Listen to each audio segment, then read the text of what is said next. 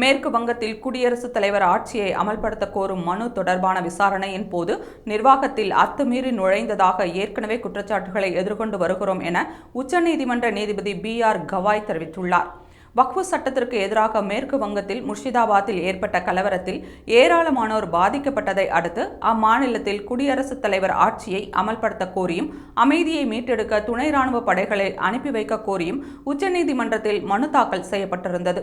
இந்நிலையில் இது தொடர்பான வழக்கை விசாரித்த நீதிபதி B.R. கவாய் மேற்கு வங்கத்தில் குடியரசுத் தலைவர் ஆட்சியை அமல்படுத்த வேண்டும் என்று உத்தரவு பிறப்பிக்க வேண்டும் என விரும்புகிறீர்களா என்று கேள்வி எழுப்பியுள்ளார்.